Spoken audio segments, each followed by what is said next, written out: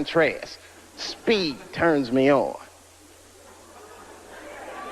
You guys stand on the escalator. That drives me crazy. Well, it's going up. I can't walk around you or anything. And I can't drive too good. I don't like driving anyway. And then come to think of it, the first week I was here, they stole my car. Now, granted, it was a rental car, but it still hurt. I had just put gas in it. I was very upset. But I figured it was no big deal. I bought the insurance. So I just called the rental car agency, and they sent me another one. The guy was nice on the phone. No problem, Mr. Chappelle. We're going to upgrade you. We're sending you, hold on to your hat, a Lincoln Town Car. I said, wow. Is that nice? Man, you're going to love it. Any of you guys ever see a Lincoln Town Car before? It looked like a big-ass pimp car. I was like, what is this? I couldn't even keep it in one lane. Oh, man.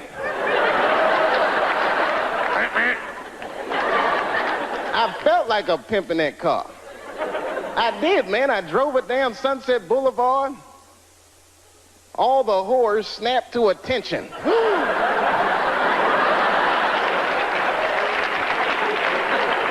A lot of weird stuff happens here, man. You guys on a roll with your natural disasters and riots and woo! This place is, it really fascinates me. New York is bad, too. I live in New York now. New York's bad.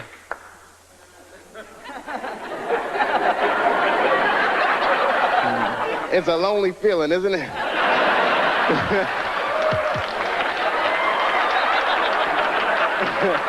I know how you feel. It's different, isn't it? New York is bad in a different kind of way. It's so dirty, man. The wildlife is dirty. You ever see a New York squirrel? I'm scared of squirrels because of them. They are just filthy. Any of y'all know what squirrels are supposed to eat? Anybody? Nuts. That's what I thought. You know what I saw a squirrel eating in New York? An Egg McMuffin. Something is right. Eat anything they can find. They chew gum, they smoke old cigarettes. They're just foul animals, man. That whole city is crazy. I don't know. You ever notice, I don't know, like I see a couple kids in here. I don't know if you kids read comic books. You notice, though, most of the superheroes live in New York because we desperately need them. But I think New York is rubbing off on superheroes because they're all like very bad role models for children. I don't know if you've ever noticed that or not. Like look at Wonder Woman. You ever just take a good look at her? Look at her clothes. Tacky, tacky, tacky. Big old red hooker boots and blue underwear with stars. What the hell is she dressed for? Look at the weapons they give a woman to fight with. A golden lasso that makes you tell the truth.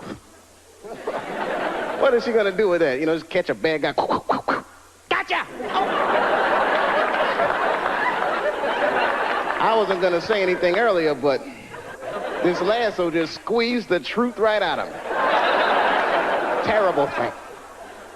And I'm not just picking on the women either. I'm talking about all superheroes. Can't stand superheroes. They're so prejudiced, too. You ever notice how prejudiced superheroes are? They only fight crime for the very rich. Think about it. You will never see Batman in the projects wasting his goddamn time. I can see him now. He's just robbing. Yes, Batman. Didn't we park the car right here, man? What the hell happened?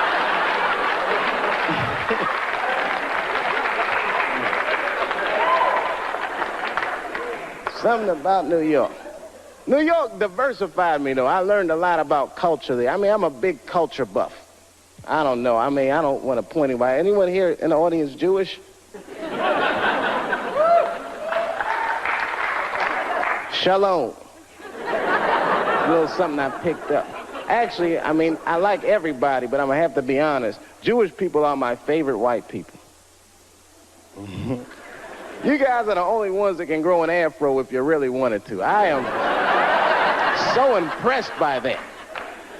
I just like the whole thing, man, and you party like black people. You're so similar. I went to a bar mitzvah when I was 13. One of the 3 best parties I've been to in my life. We got down. I walked in there, everyone from school was there. The guy from ZZ Top was on stage. I said, man, this is gonna be good. You know, we walked in the synagogue and they gave us them party hats y'all wear. I got a seat in the front. And my friend Charlie Buckholtz, that's the guy who was being bar mitzvah, he walked on stage and that whole place got quiet. He picked up these 2 scrolls, started reading from them. He wasn't really reading, he was almost singing. Baruch atah Adonai. Sounded beautiful. Now, I had never been to a synagogue before, but at a black church, if someone on stage is singing, you're supposed to sing along. Whether you know the words or not. I did the best I could.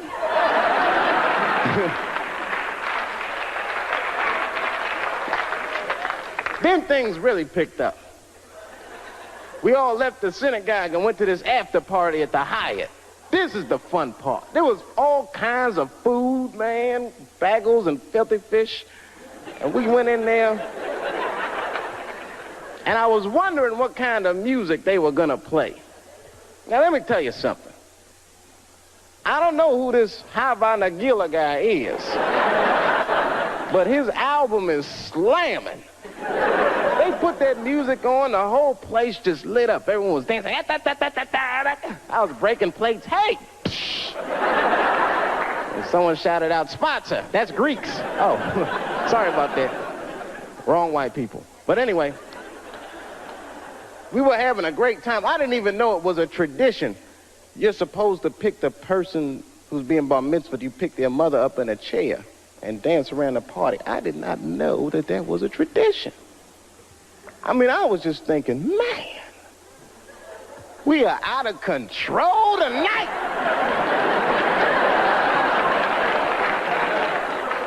That was fun. It broadened my horizons, man. I mean, I was a very ignorant child. I didn't know a lot of things. Like when I was growing up, I don't want to offend anybody here. Let me check the exits. Okay, when I was growing up, I used to think that all white people, don't be mad, I thought all white people were happy. Just to be white. I know it sounds silly. I thought you just walked around, hallelujah, I'm white. This feels great. Taxi. Just checking. Go ahead. Thank you, everybody. Dave Chappelle. Dave Chappelle. Excellent, Dave. Excellent. Dave Chappelle, ladies and gentlemen.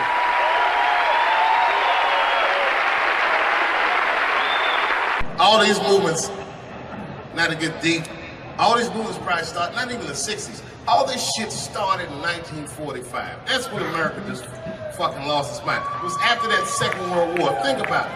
Because black Americans went off and fought in the war. They went to Europe. They made more money than they ever made in America. They might even got their dick sucked by white women. And then they came back to the United States and they looked around and they said, you know what? I don't like the way I'm being treated around here.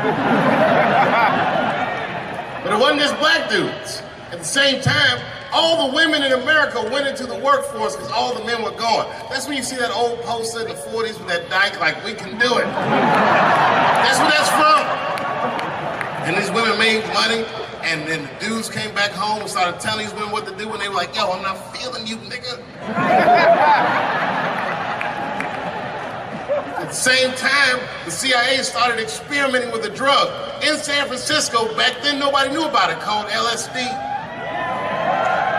By 1960, all the white kids in America were like, it works. And a new school of thought was unleashed on the American consciousness. People had never even thought like that before. And now they were thinking like that in mass. White kids in mass were like, fuck our parents' plans for us. By the time 1960 rolled around, the President of the United States was 42 years old. He was the next best hope. And they blew his brains out in Dallas, in fucking parade. That's the most gangster shit. There were 8 major assassinations in the 60s. Kennedy, X, King, Edwards. And then, by the 70s, the white youth culture and the Black Panthers and the black youth culture started to merge. And you started to see Timothy Leary meeting Eldridge Cleaver in Africa, not Oakland. And that was the beginning of the 70s, one of the most turbulent decades this nation has ever seen. And I say all that to say this, that in that turbulent historical context, Bill Cosby raped 34 people.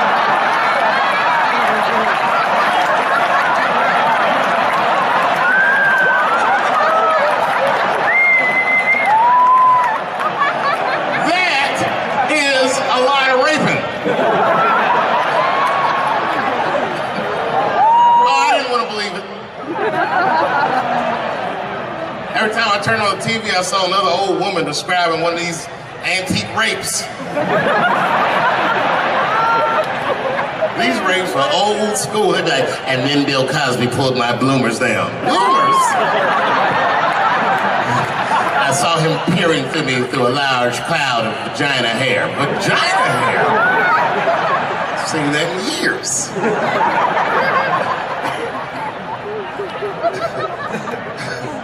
I saw that shit. I said, these people are obviously trying to destroy Dr. Cosby's rich legacy. Right? 34 allegations later, I was still like, man, they probably only raped 13 or 14 of those people. Do all that raping. It's like 50 fucking rapes. And don't forget, each one of these rapes have 8 hours of sleep in them. It's like 1,000 hours of rape. Packed into an otherwise busy schedule. Short corporate rapes, that's what I support.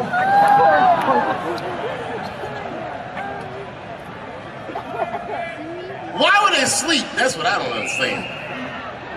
Why is Bill Cosby making all these girls sleep? Like, look, man, I'm not even as famous as Bill Cosby was, but I know 20 girls I could call right now and be like, yo, come to my place for a drink, and I'm gonna put something in it, and you're gonna fall asleep, and I'm gonna fuck you while you're sleeping. And they'd be like, cool, nigga, cool. What time you want me to come over?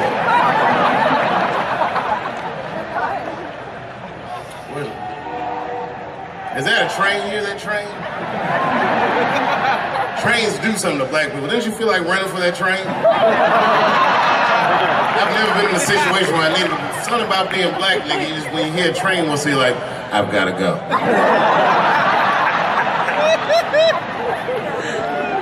Just want to run away.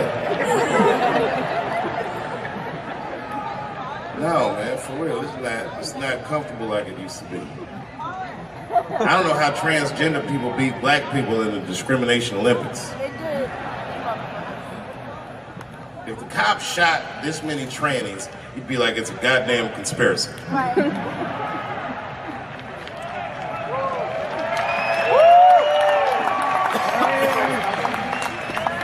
The niggas gonna stop wearing high heels just to feel safe.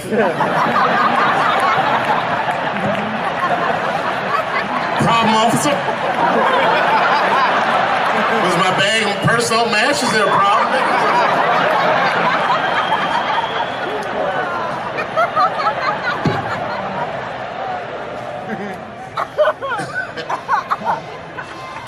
There's too many, man. It's too many. There was one good one in California where the lady got beat up in traffic. You see that shit on YouTube? Yeah. And they beat the shit out of her. You watch the tape, you be like, well, what did she do? Turns out she didn't even do anything. But the good news is the city of LA decided that the court should award her $1.5 million for pain and suffering. Which, if you know anything about money, is as much Marcus Maidana made to fight Floyd Mayweather the second time. It's pretty good considering this woman never trained a day in her life. You can see it in the tape. She didn't come to fight. She took too many shots. God punch, cover a gut, punch in the face. She just wasn't doing it right.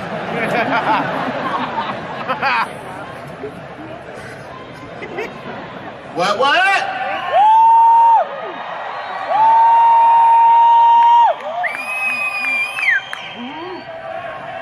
You know what's funny about being in San Francisco? First of all, the city's not even gay anymore. Gay people can't afford to live there. They just visit. Gay people got their money tied up in other shenanigans.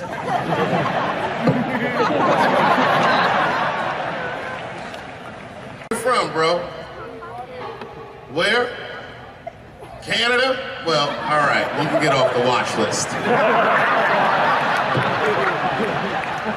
You know, America has a racial hot seat, which belongs to black Americans, but I know you sat in it for a while. I can honestly say Arabs and Mexicans sat in that seat. And we, the black Americans, would like to thank you both for your sacrifice and your struggle. Everybody goes through something, but at least I can leave my backpack someplace. If you leave your backpack, you got 20 minutes to find that shit before they send a robot to blow your luggage up. Don't you remember San Francisco when that motherfucking tiger jumped out of the cage and bit those people up? And San Francisco is so gay, the whole city blamed the tiger. No, they blamed the victims. They didn't even say shit about the tiger. They said these people were teasing that tiger. That's irrelevant. Tiger should not be able to jump out of the cage and kill people at the zoo. They said that that tiger chased one of his victims 400 yards. Listen, you know how fucking fast you have to run to outrun a tiger for 400 yards? Nigga probably woke up in the hospital with an NFL recruiter standing over his bed. You did good, son. You did very good. I know this isn't a good time, but I'm with the Cincinnati Bengals. Complete coincidence. I think we can tie something in and do something really big with you. One of the guys the tiger bit was Mexican, and the other two were Arabs. I said, who trained this tiger? Homeland Security, like everybody? I gave that tiger some beans. You smell those beans? You can smell that. Go get them. Here's some curry.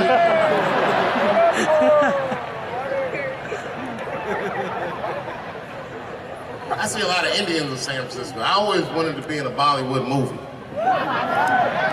Because Bollywood movies are deep, but at the end of the movie, no matter what kind of movie it is, there's always a dance number to make you feel better when you go home.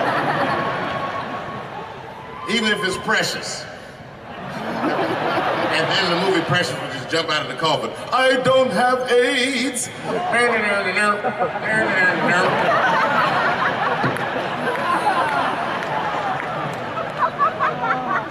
You ever see Precious? Boy, that was a sad movie. Yeah, that was tough. If you haven't seen it, you know all the statistics of living in urban life in America. But if you could picture all those statistics happening to one person for 90 minutes, that was Precious. Life through the book of that fat bitch.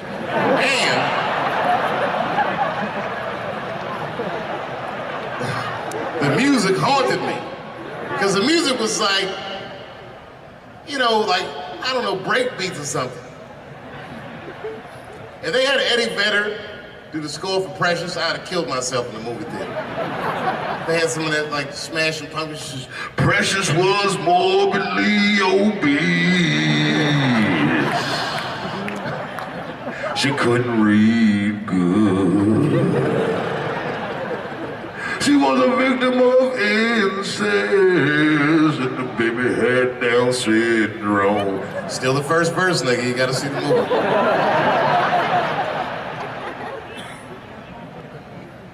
She caught AIDS at the end. She might have had it the whole movie, but at the end she found out.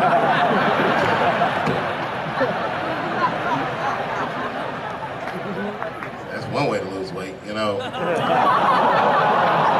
It's a fucking movie. Precious is a fictitious character. I'm sorry about it. It's a fucked up movie. It was a fucked up movie. I got scared when I went to see Straight Outta Compton, and Eazy-E caught AIDS at the end. That shit freaked me out, because I didn't know you could get AIDS from firing your manager.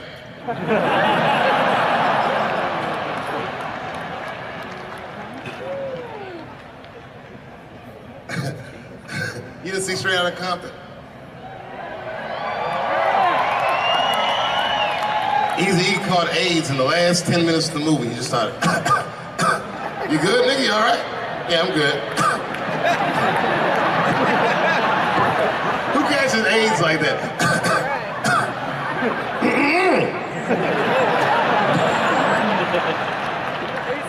AIDS does not sound like that. It's a racking cough.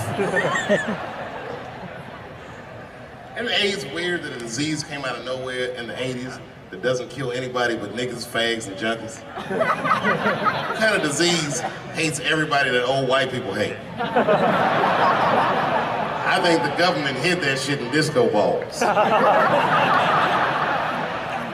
Only fun people get AIDS. You never see that guy. I think I'm gonna stay home and read a book. That nigga never say, I think I'm gonna just go stay home and cook for myself. You all right?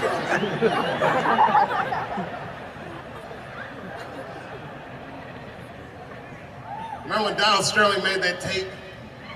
Said all those bad things about black people? That tape was fucked up. But that goes to show everybody, if you get old and white and racist in America, whatever you do, don't tell your black girlfriend about that shit, because that's who made the tape. She taped everything. The tape was embarrassing. He was like, stop bringing these black guys to my games. We were all listening like, well, how you gonna have a game without us? There's gonna be a lot of bounce passes and layups in that shit.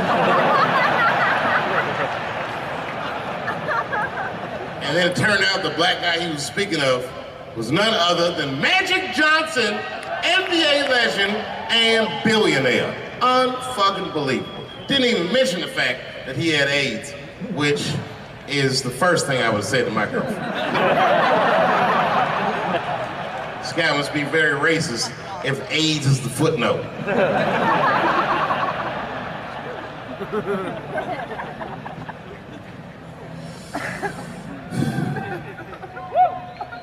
How many of y'all work for Google? Nobody?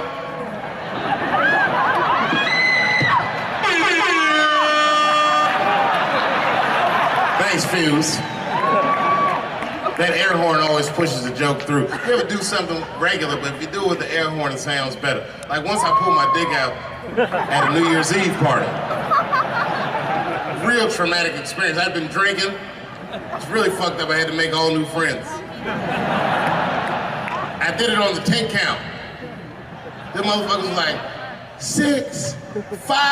And I was saying to myself, what if I pulled my dick out? They said 3. And then I looked down and said, oh no, it's out!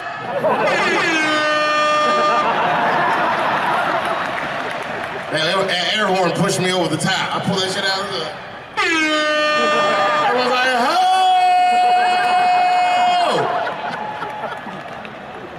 Man, when that nigga pulled his dick out, that really set the party off.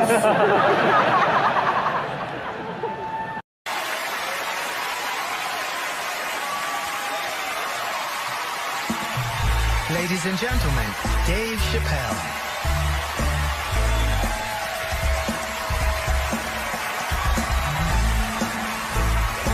Thank you.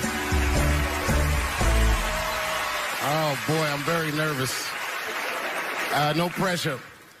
During the Civil Rights Movement, I can't read what's on the teleprompter. Some about black America and white America. There's black Americans and there's white Americans. We're all one America. So if you don't mind, this is not live, is it? I imagine whatever I say, you could just edit it out. Let's try it a few ways. Lou, are you in the booth? I am. All right, good. You know what, Lou? Let's just play around with it and see if we can get it right and get this clip package on, and then let me go home, all right? All right. All right, count me in. 5, 4, 3, 2, 1. Wu-Tang. I'm just with you, Lou. Let's do it again. We're going to do it again. We'll get it right. Here we go, Dave. 5, 4, 3, 2. You know, when I was a comedian starting out in Washington, D.C., right here in this city, 1988, I'll never forget this. It was a comedy club owner that banned profanity from his comedy club.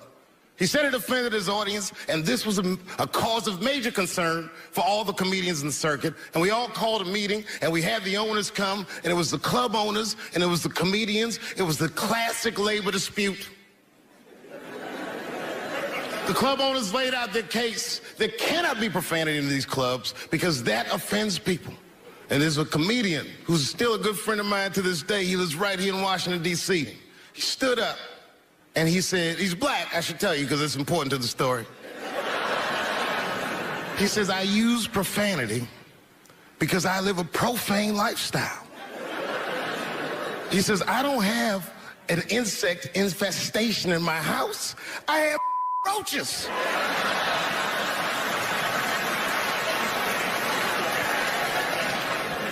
My favorite comedians are like musicians, and the audience is their instrument.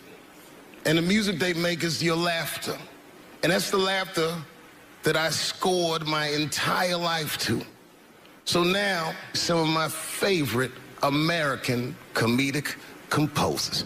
Thank you. When I lose my job, I lose my man. Treat me like a dog, he called me a dog. Yes, he did. What did he call me? An old dog. Sometimes I wished I was a dog and he was a tree. When you stop and think, football's a fair sport for my people. Only sport in the world a Negro can chase a white man and 40,000 people stand up and cheer him. See, in my neighborhood, the kids have a kind of a dubious reaction to that whole Santa Claus concept. They just don't believe that a white man will ride a reindeer through Harlem after midnight. In truth, white friend, it's you that all look alike.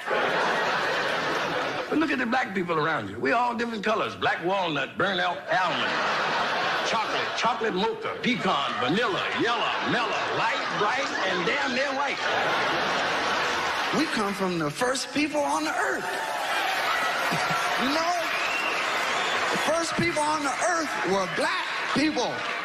We the first people had thought, right? We was the first one to say, where the am I? And how do you get to Detroit? I think maybe like 30 years ago, there was a woman that wanted to sing, and a black lady that sang opera that wanted to sing. What was her name? Mary Anderson. And this place was like segregated, and they couldn't sing here. And here we are, like not even 50 years later, a 22-year-old black man on stage getting paid to hold his. God bless America. I gotta go now. Y'all take it easy. Bye-bye.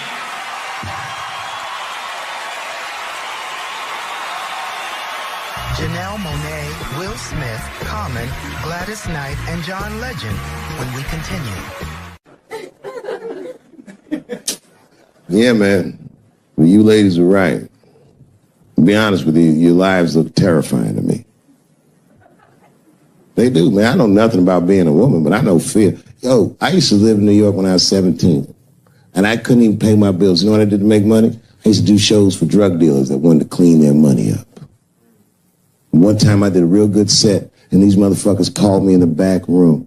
They gave me $25,000 in cash. It's probably 18, 19 years old.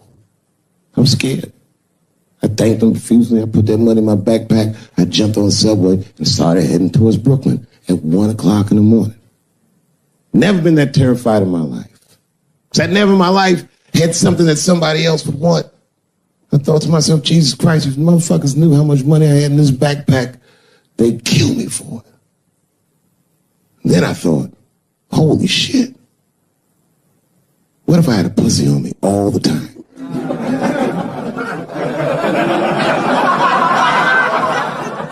That's what women are dealing with. I'm gonna tell you right now. It's real talk. If them same drug dealers gave me a pussy and said, put this in your backpack and take it to Brooklyn, I'd be like, nigga, I can't accept this.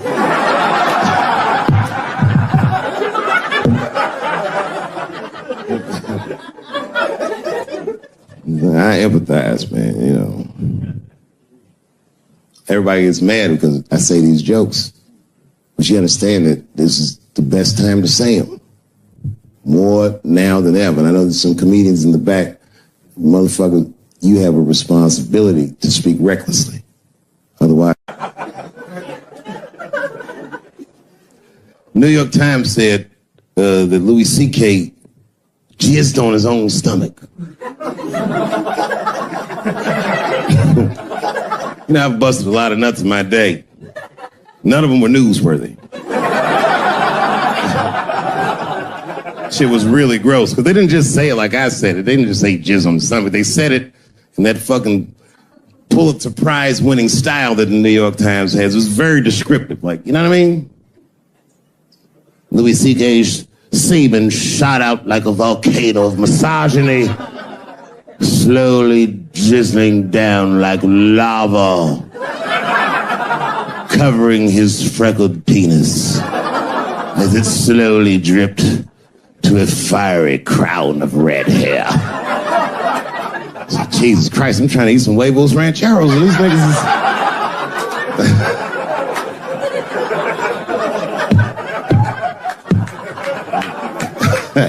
And you know, the tough part, being a comedian, knowing the motherfuckers, everybody comes up to me like, did you know?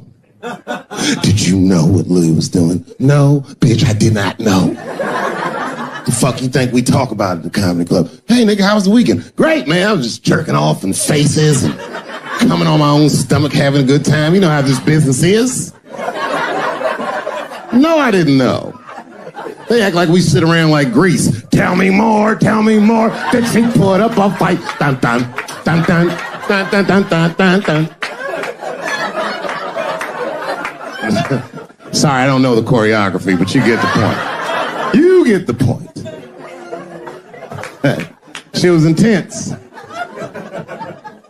But Louis was like the turning point. I mean, you know, all these allegations are terrible. Louis was the only... I shouldn't say this, but fuck it. His allegation was the only one that made me, like, laugh. Well, if you think about it, because all his friends is reading it, and he's jerking off, and he's surprising people. He's surprising me.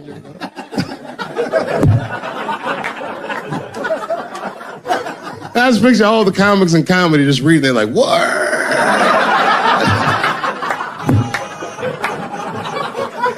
It's terrible. I know it's terrible. I'm sorry, ladies. You're right. You are right. But at the same time, I mean, you know what I mean? I don't know. Jesus Christ, they took everything from Louis. I was like, I don't know, it might be disproportionate. I can't tell. I can't tell. This is like where it's hard to be a man. One lady said, Louis C.K. masturbating in front of me ruined my comedy dreams. Word? Well, then I dare say, madam, you may have never had a dream. Come on, man, that's a brittle spirit. That is a brittle-ass spirit, nigga. That shit is too much. This is a grown-ass woman. You know what this shit is like? It's like COINTELPRO. You know what that is? It's a program that the FBI had under J. Edgar Hoover. In this program, one of the many things they did was they would track the sexual habits of anyone they considered an enemy of the state. It was a lip button. That's why they got all these fucking sex tapes with Martin Luther King fucking bitches. But lucky for us, he actually had a dream. You think if Louis C.K. jerked off in front of Dr. King, he'd be like, I can't continue this movement. I'm sorry, but the freedom of black people must be stopped. I didn't know this nigga was gonna pull his dick out and jerk off like this. I just thought we were gonna get a couple of drinks and chill.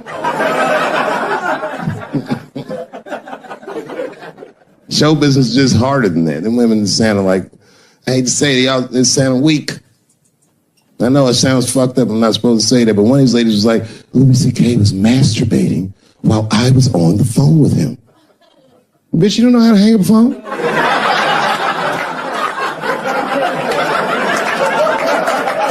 How the fuck are you going to survive in show business? Thank you very much for being here. But before I start tonight, I just wanted to read a brief statement that I prepared. I denounce anti-Semitism in all its forms. And I stand with my friends in the Jewish community. And that, Kanye, is how you buy yourself some time.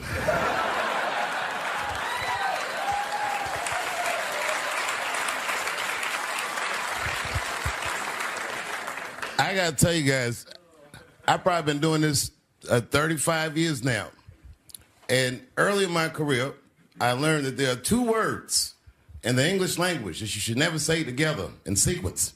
And those words are the and Jews. I've never heard someone do good after they said that.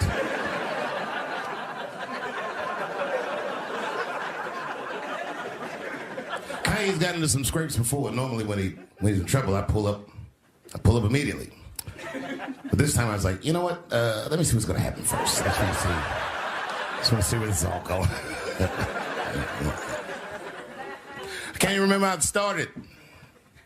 Vaguely, I remember it started with a tweet, strange tweet. It was like, I'm feeling a little sleepy. I'm gonna give me some rest, but when I wake up, I'm gonna go DEFCON 3 on the Jews. And then he just went to bed. I was up all night worried. What is he gonna do to the Jews?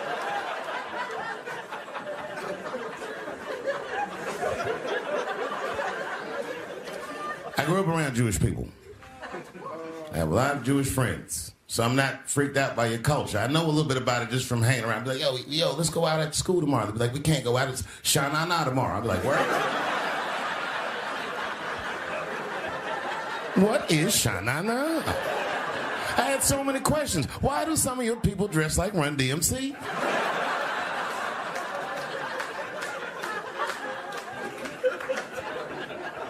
Kanye woke up from that nap, he went right to work. A year ago, I'd seen him on a podcast called Drink Champs, a great show, and it was an amazing appearance. Noriega and them were there, the rappers that I love, and they all had their gold chains and stuff on. And Kanye said, only millionaires wear chains. They said, what? He said, I'm a billionaire. Billionaires don't wear their money on their body. I tucked my chain and I said, oh, snap. That's right. It was a good appearance. It was fun and funny. But when he woke up, he went on Drink Champs again. This time, he was on one. He was mad about something. He said, I can say anti-Semitic things, and Adidas can't drop me. Now what? Adidas dropped that nigga immediately.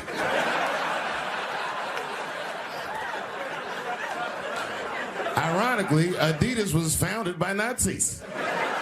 And they were offended.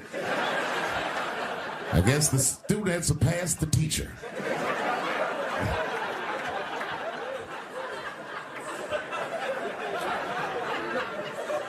It's a big deal. He had broken the show business rules. There's just a rule, the rules of perception. If they're black, then it's a gang. If they're Italian, it's a mob. But if they're Jewish, it's a coincidence, and you should never speak about it.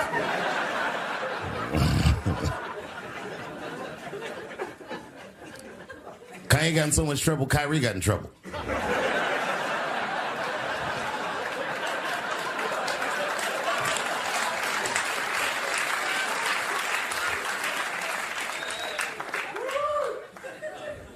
Kyrie Irving posted a link to a movie that he had seen on Amazon. No caption on the poster, nothing like that. But apparently this movie had some, I don't know, anti-Semitic tropes or something. And it was some weird title, like From Hebrew to Negro or something. And the NBA told me he should apologize, and he was slow to apologize. And then the list of demands to get back in their good graces got longer and longer, and this is where, you know, I draw the line. I know the Jewish people have been through terrible things all over the world, but you can't blame that on black Americans. You just can't. You know what I mean? Thanks to the one person that said that. A fair punishment would be he should just post a link to Schindler's List and y'all write your own captions.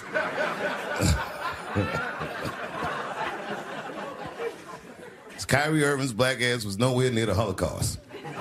In fact, he's not even certain it existed.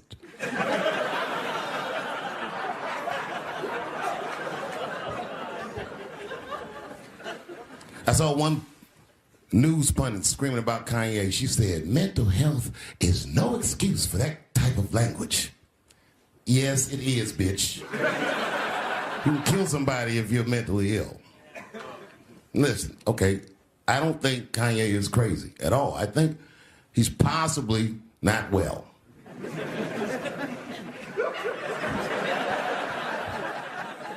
Well, I've been to Hollywood. I don't want y'all to get mad at me. I'm just telling you. I've been to Hollywood. This was just what I saw.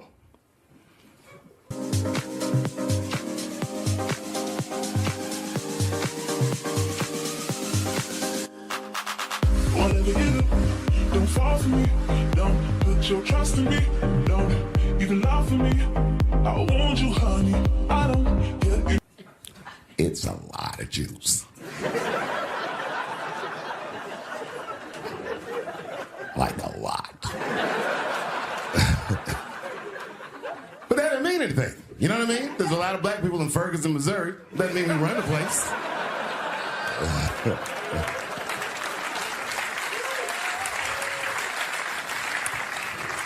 I could see if you had some kind of issue, you know what I mean? You might go out to Hollywood and you might start connecting some kind of lines, and you could maybe adopt the delusion that the Jews run show business. It's not a crazy thing to think. But it's a crazy thing to say out loud in a climate like this.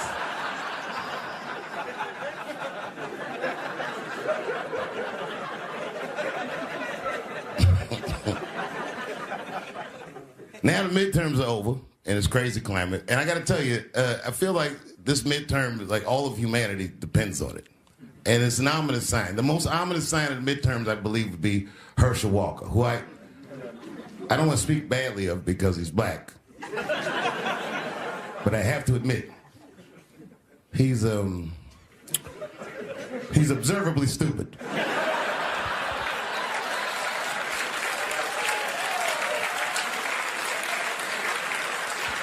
Even when he's not talking, his mouth be open a little bit like. He's the kind of guy that looks like he thinks before he makes a move on tic-tac-toe.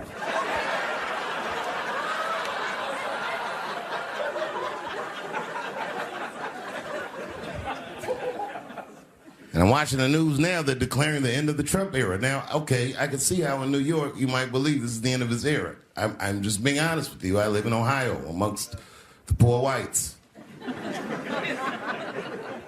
A lot of you don't understand why Trump was so popular, but I get it, because I hear it every day.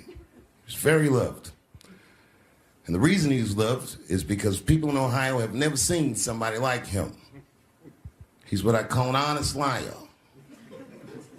Well, I'm not joking right now. He's an honest liar. That first debate, I'd never seen anything like it. I've never seen a white male billionaire screaming at the top of his lungs, "This whole system is rigged," he said. And across the stage was a white woman, Hillary Clinton and Barack Obama, sitting over there looking at him like, "No, it's not." I said, "Now, wait a minute, bro. It's what he said." And the moderator said, "Well, Mr. Trump, if in fact the system is rigged, as you suggest, what would be your evidence?" You remember what he said, bro? He said, "I know the system is rigged because I use it. I said, God damn. And then he pulled out an Illuminati membership card and chopped a line of cocaine up and did it right at the podium.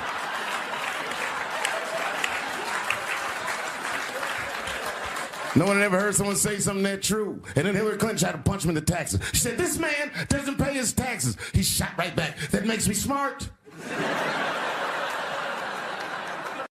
Celebrity hunting season.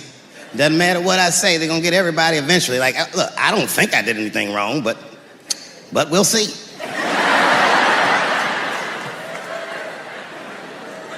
They even got poor Kevin Hart. Can you imagine such a thing? Kevin Hart, let me tell you something. It was Kevin Hart's dream to host the Oscars. That's what he told me. And I remember when he told me, because I was thinking to myself, well, that's an awfully strange dream for an African American.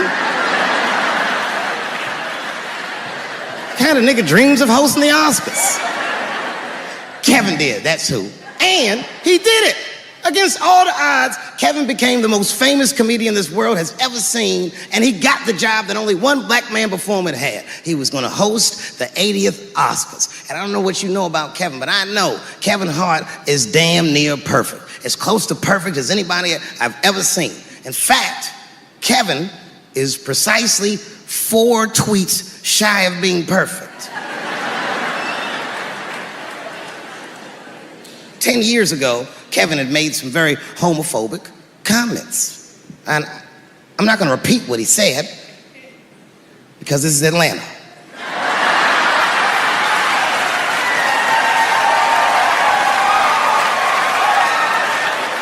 You know what I mean.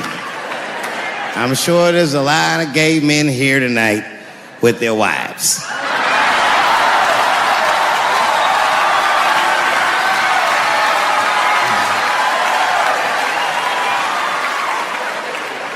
Far be it from me to offend anybody. All right, I'll tell you what he said. But just remember, these were not my words. These were Kevin's words. And it was a long time ago. And I'm paraphrasing because I'm not good at telling other people's jokes. Okay, Kevin said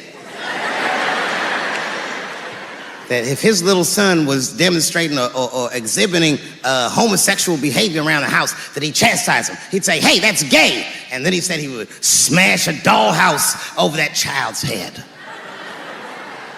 Ooh, the gay community was furious. And I don't blame them.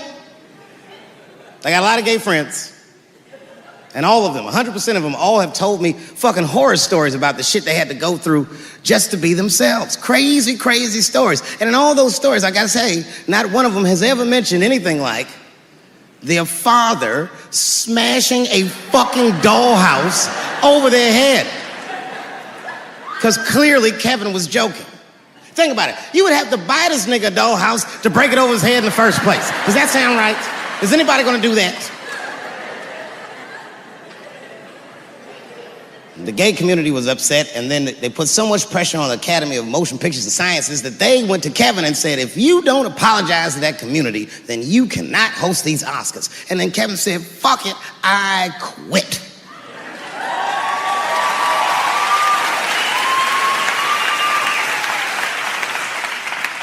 And then he went on every talk show in America and apologized for 6 weeks.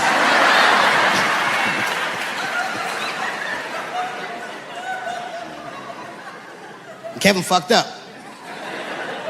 I understand the mistake he made because I've made the same mistake early in my career. This is many years ago, 15 years ago. It's when I was doing Chappelle's show. Thank you.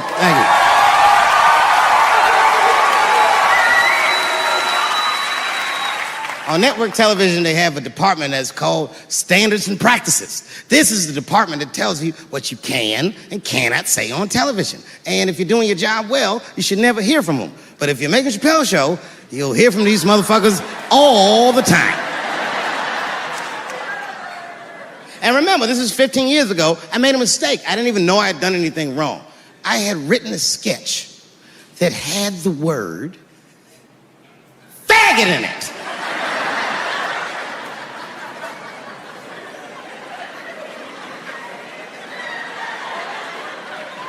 So I had to go to standards and practices. They call me up. I don't know why they're calling me, but I like the lady that runs the department. She's usually really fair and was one of my favorite people I've ever worked with. So she sits me down. We have a nice conversation. She tells me, oh, the sketches are great. I go, oh, fantastic. Well, then why am I here? She said, because, David, there's no way that you can ever say the word faggot on our network. I didn't know I did anything wrong. I didn't try to defend myself. I said, all right, fuck it, I'll take it out. Have a good afternoon. And as I was leaving, it occurred to me, hey, Renee, quick question. It's just a question. Seriously, I want to know, like, why is it that I can say the word nigger with impunity?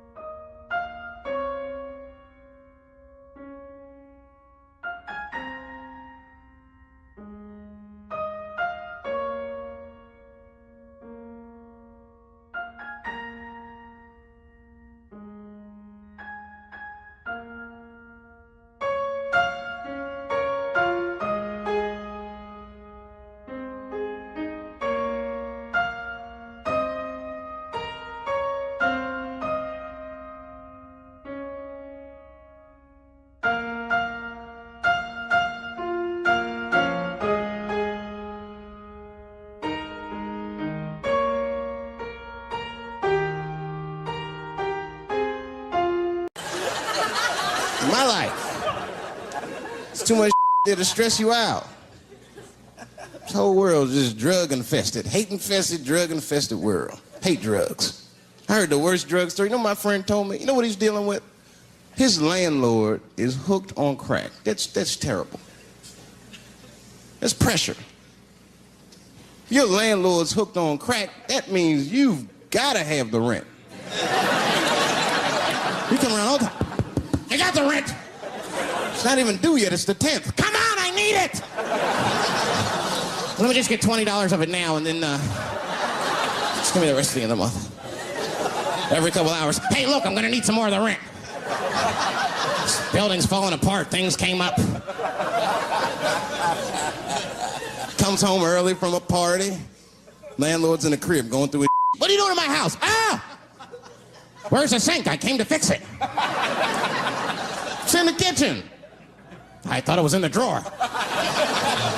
I'll fix it tomorrow when I come for the rent.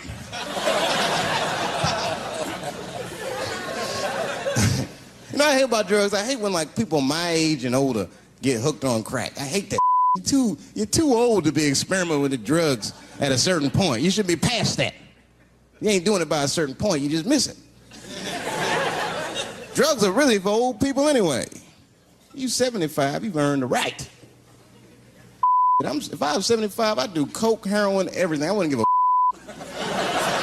I'd be walking down the street, they'd be like, boy, that old man is tripping.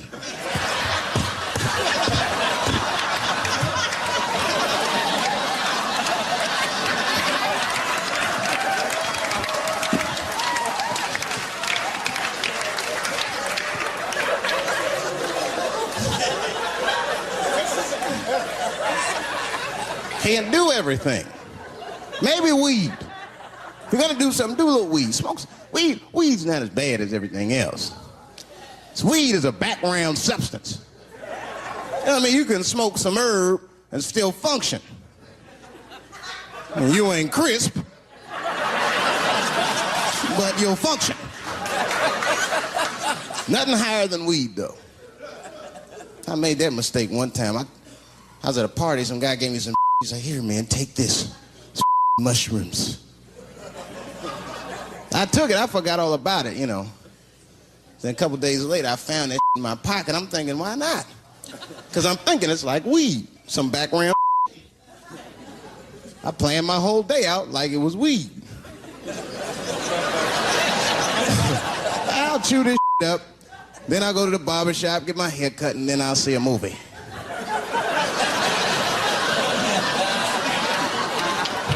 I chewed it up. So far, so good. Then I was in a barber shop like an hour later. And it's funny because I was just thinking to myself, I was like, ooh, this stuff sucks. Tastes like athlete's foot. I feel sick, but I'm not really high. Then I looked in the mirror. I saw the barber's reflection, man. It looked like a big penis was cutting my hair. I freaked out. I started talking to myself, "Dave, calm down. You're on drugs. This is what drugs do. Okay, you know that there is no way that a penis can cut hair." But I started freaking out, man. I just couldn't take it anymore. I jumped out the chair. Half my hair was cut. I didn't care. I didn't. I just gave a barber a handful of money. It was weird. The balls opened up. Anyway, I ran home, man. I ran home as fast as I could. It's tripping. I looked at the clock. It was 2:42. I was like, damn, 2:42. I gotta sober up. I had never been this high this early. I took a shower. I was still high. Said maybe music will do the trick. I listened to every CD I had.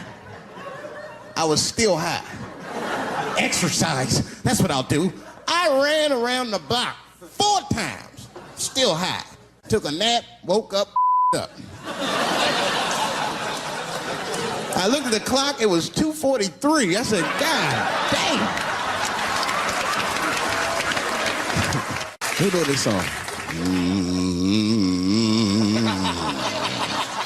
You know, that's just my grandmother used to sing that when she cleaning up. That's a Negro spiritual. Black work song. Not everybody know about that. I know. See, white people, you guys might whistle when you work. You dig? But that's how you can tell what kind of work we're actually doing.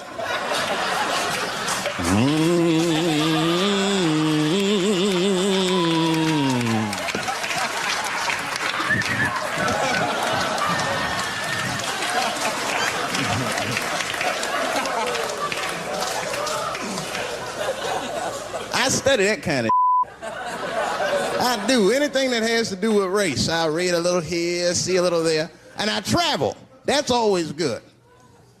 Traveling has made me a racism connoisseur, if you will. You know, it's different from region to region. Anyone ever been down south? So you guys know what I'm talking about. Now, the racism down there is just... it's perfect. It's due to a perfection. It's comfortable, it's out in the open. There are no secrets in Mississippi. Everybody knows the deal. Morning, nigger. Morning, sir.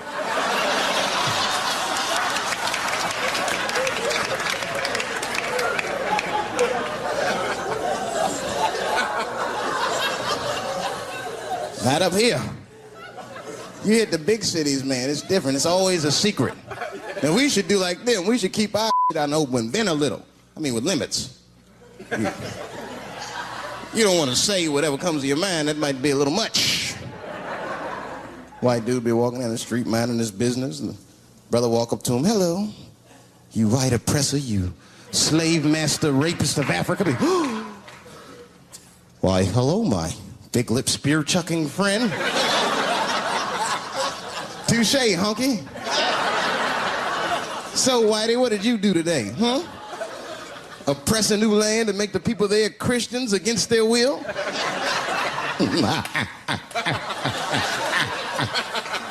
What did you do, fellow? Burn those big black lips on a crack pipe as you missed your job interview? Easy, Whitey, you're cutting deep. All this chit-chat has got me thirsty. If you will excuse me for a moment, I'm going to go to the Korean store and get something to drink. Ching-a-ling. Hello. You slanted-eyed, ruining the economy in our neighborhood by opening stores and taking the money out the community. Chink. Wow. Good afternoon, you browse around but never buy anything, suspicious looking nigga. After a while, that might be too much.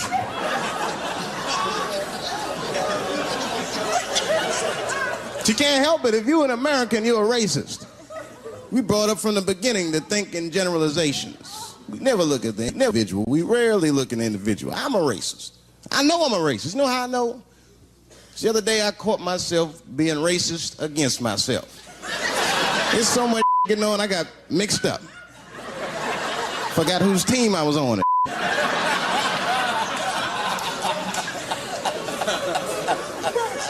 One time I was reading the paper, man, this story came on about this guy was suing a department store because they wouldn't let him play Santa Claus, you know, because he's black.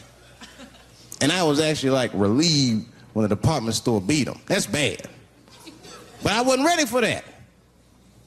I wasn't ready for the idea of a black Santa Claus. Man, that would suck. So we wouldn't get our presents till the 28th, 29th. Sorry I'm late, kids. Santa got caught up with some in Vegas. I had to sell some toys to get back, shit. Where them cookies at?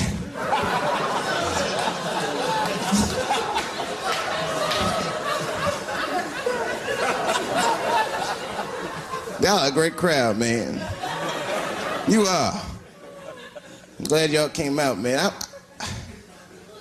I'm nervous. I am. Not about the special. I hope this don't make me famous. You dig? I don't want to be famous. I want people to like me for who I am. Like, famous dude don't never know why people like him. That's why, like, if I ever make it, I'm going to have to, like, test people. Like, if I meet girls, I wear disguises when they first meet me. So they don't know who I am. And then, like, on the first date, I'll call myself, I'll pick you up right from work. And then I'll pick her up in a garbage truck. Just to see how she reacts. And she's like, wait a minute. Oh, do I look like garbage to you? I don't see no goddamn trash need to be picked up here. Get that goddamn truck off my block. Who do you think you are? That's when I take my mask off. Oh, David Chappelle. That's right, bitch. Thank you. Thank you very much.